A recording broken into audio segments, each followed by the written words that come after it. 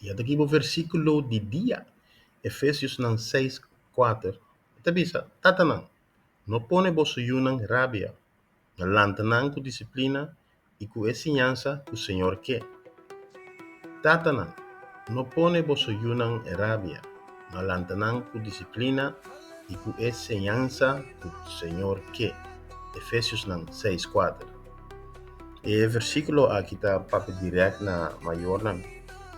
Kung antigo lantana yunang. E estranha que da zona, bo por lanta boyu em rabia. Rabia não te vem de Deus. Rabia não te vem de bom, lá nós bisa comunhão com Deus. Pero aqui nós mira com disciplina e ciência tá quita rabia.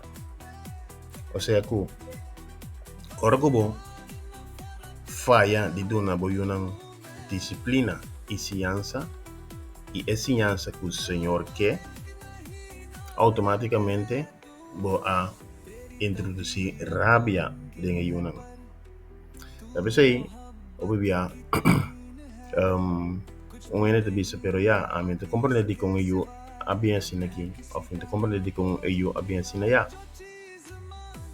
Simplesmente, por falta de disciplina e por falta de ensinança que o Senhor quer. Por sobra, ora dois estão aí presente, rabia não podrenta. Pero ora pode dizer sim, pero mas lá que me uma vai missa foi chiquito. Lá que eu uma vai missa foi chiquito. Não significa que eu dou uma ensinança que o Senhor quer. Eu bebia não está brua den vai mente missa que é ensinança que Deus quer, é ensinança que o Senhor quer. Eu bebia não está sim a coisa ritual de gente e a palavra de Deus mes está hopileu.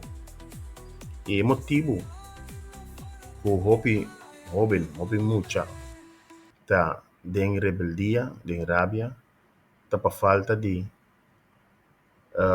disciplina e para falta de ensinança que Deus quer.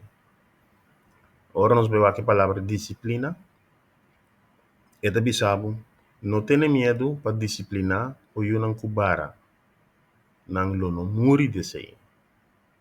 Eu bebia nossa pone a disciplina banda e nós pone a ensinança que o Senhor quer banda e espaço daquele abrir para rabia por dentro.